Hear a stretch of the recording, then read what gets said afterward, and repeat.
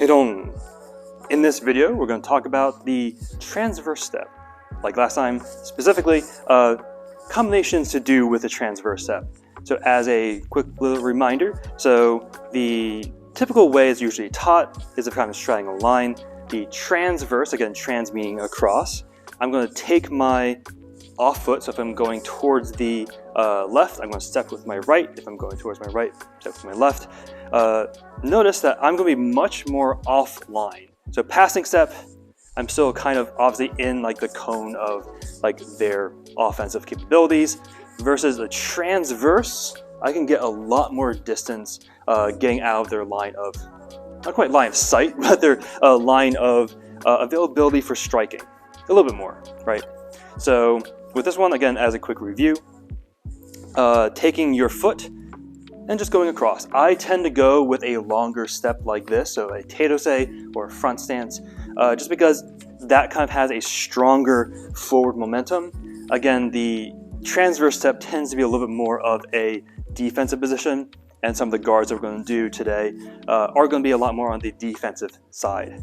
We're going to throw some elbow blocks in there because those are effective and hurt people a lot.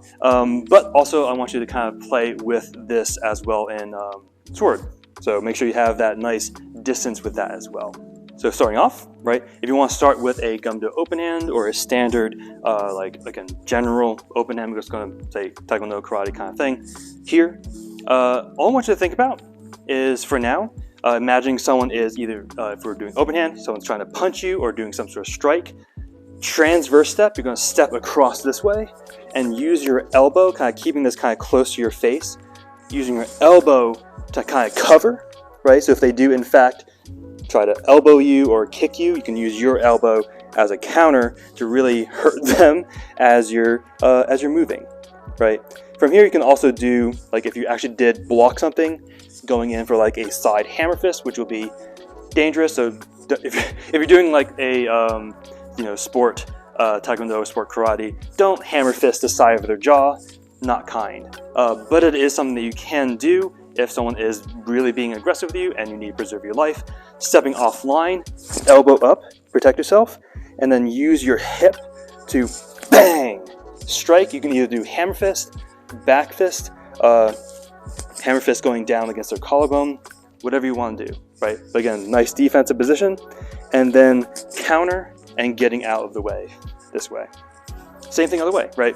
So again, if we're typically here, notice actually, passing step,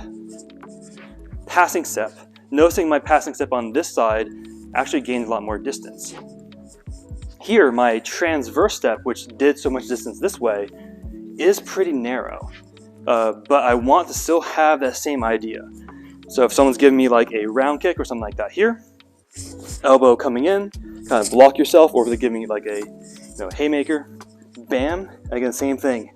Hammer fist, bam, back fist, bam, hammer fist against like the collarbone, whatever you want to do, right? So cover, so again, defensive position, and then bang, getting out in order to defend yourself quite well, hopefully, right? So let's kind of use that distance again. So just like what we did with the previous video with our good friend Bob. So yeah, so from here, again, gauge your distance. Again, open hand is going to be closer to like being here, as opposed to sword is going to be a lot more back here. Again, just gauge your distance. Notice, at least for the way that I kind of practice this can obviously be different for you depending on how it vibes with you. I like to be pretty narrow with my transverse steps. So like if someone is being very aggressive with a punch or something like that, first of all, so one thing we can do now against a target, use that elbow, kind of cover, right? And you can, my personal favorite is actually that hammer fist going in for their clavicle, hammer fist in, bang, and going back here. Same thing other way. Noticing again, I would need to probably see first of all if they're really dedicating to the kick, but I would need to get much closer to push, and then same thing, bang, back, right? Again, if you want to, you can do like hammer fist to the back of the head if you want to be more making sure they don't come back to hurt you later sort of thing. But it's probably more dangerous, so be careful. So I like to do this kind of like 5 times or so per partner. So again, coming in, transverse step coming in. Again, probably bring this up a little bit earlier if you need to. Hammer fist or back fist, or sorry, that was hammer fist as well. Back fist. Even if you want to do like some sort of grab or grapple, you can. I like to just have something to strike, aiming for like specifically this area for me. Strike, coming back here. Same thing going that way, doing that like 5 times or so. Going off to the other side here, striking in, coming back this way. There's going to be a lot of other ways to kind of, again, use this kind of motion. This will also be good for takedowns. So if someone is being sassy with me, trying to end my life, I can transverse step here, or even transverse step here, and then use a big ol' sweeping hook, right? So going right for the back of the knee, grind that back, and you can do some sort of takedown if you want. Again, be safe with this. Make sure if you do this, first of all on you, but also make sure both you and your partner know how to fall. Because if you don't know how to fall, you're going to hurt each other. And also make sure if you do this, don't actually like harm your partner when you're actually practicing the takedown. But it's good to know how to take down and how to fall. But that's my soapbox. So from here, again, coming in, kind of snaking in this way if you need to. Bam, if you want to, as you do some sort of takedown. Same thing, less so this way because this is a little bit of like a weirder position. But coming in here, or you can come in snaking around their guard, bang, getting their foot out from underneath them, and throw down. A little bit more of a dramatic sort of thing, so again, make sure you do that safely. But this is the kind of vibe that I want you to be aware of. So the first move usually isn't that much of a offensive move, although you can still do that. So for example, just like how we kind of did this, kind of do a punch, I can kind of do a shorter range punch, like an uppercut, for example, more specific to the gut, because if I'm aiming up this way, this motion is actually not going to be good for my shoulder, versus if I'm coming in this way, I can kind of retract it a little bit more, kind of keep moving. So this way, this motion is going to be safer for my shoulder if I do get too close, versus if I'm doing a uppercut here. If I kind of get stuck this way, that's going to kind of chicken wing me, which you don't want to do. So that is a third kind of drill you can do with an open hand kind of position. And being up here, really transverse step as you bam, coming in this way, and keep moving. So if you are being offensive with this one, this is really nice for getting out of there. But again, with this one, you have to be very careful about what moves you do use, because obviously, to give a very bad example, if I try to do like a hook as I'm moving this way, I'm just going to be kind of stuck here, or I'm going to kind of like get stuck and be thrown. So my favorite is a nice uppercut, but up to you. So again, doing sets of 5, moving off the side, bang, going off to here.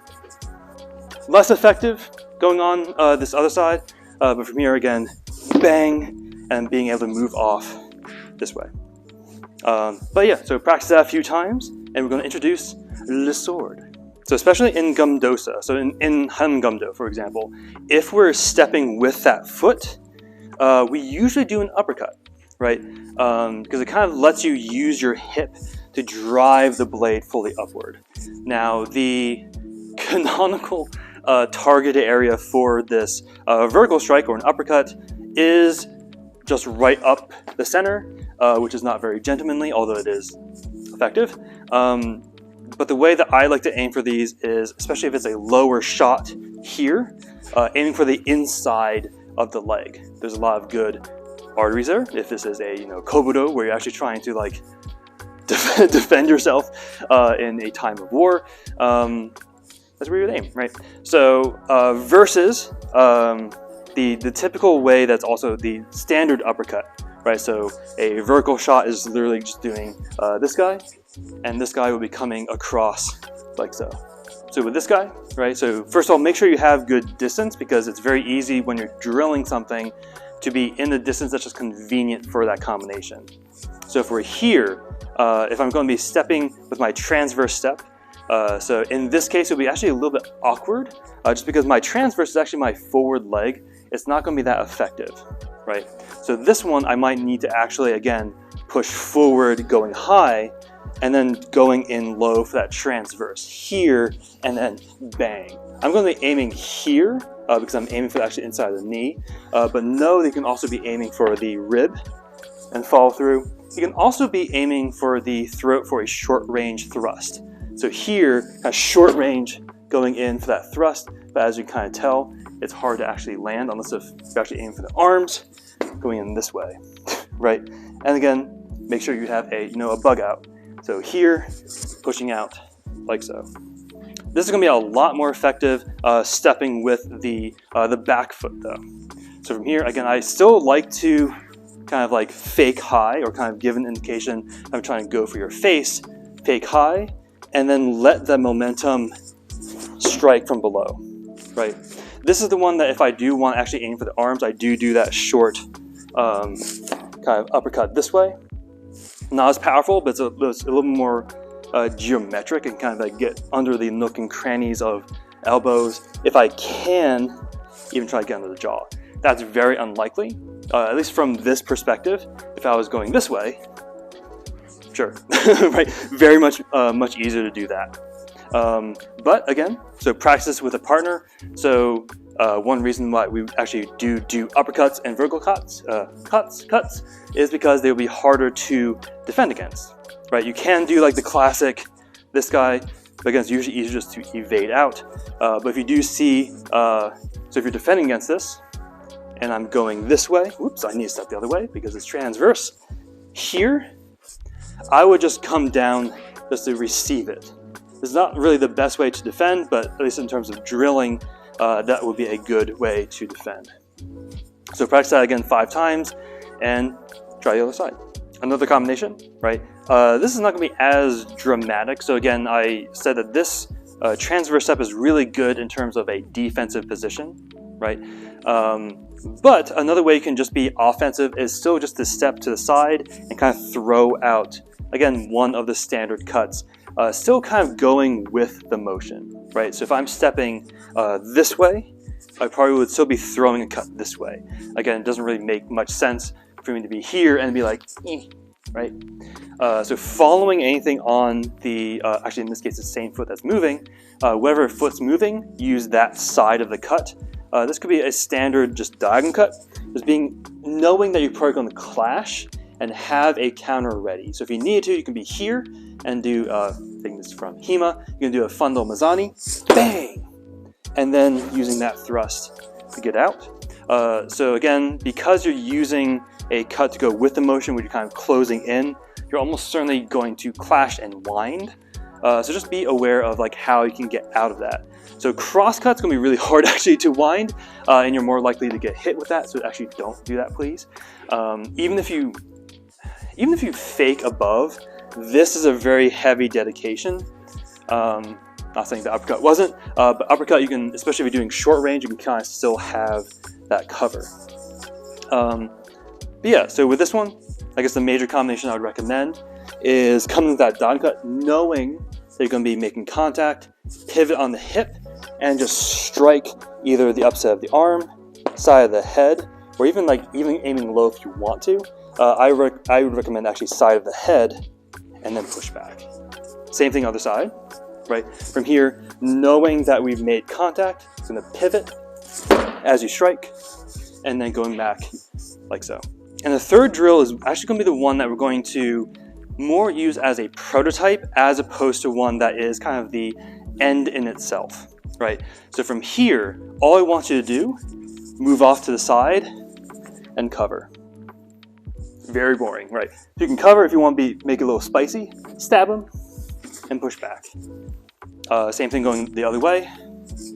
Cover, spicy version, stab, and push back, like so. This is more kind of leading up to a combination we're going to be using as our go-to defense, which is going to be our, I think, 5th video in this series. But yeah, so again, so from here, all I want you to do is transverse step, cover. If you want to have a little bit of fun story time, you can also think about cutting underneath their wrist as they're trying to cut you, and then doop, stab. But more likely you stab. If you're lucky, they slid off. You thrust and you push back like so. So likewise, I also recommend doing this 5 times each side, at least until both you and your partner, or if your partner is Bob, you are comfortable with this combination, just getting used to the sensation of moving on those transverse steps. So as you practice this, again, you know what's going to be happening. Make sure you stay safe, especially if you are throwing elbows. That's very, very easy to accidentally hurt someone. Likewise, if you're moving with an offensive move, make sure you do that slowly, especially at first. Making sure you don't accidentally go too high and have your partner's body chicken wing you and pull everything out of its socket, which would be bad. So make sure you go through everything slowly and make sure both of you know what you're doing. So make sure you stay safe, stay humble, and keep training. Haidong!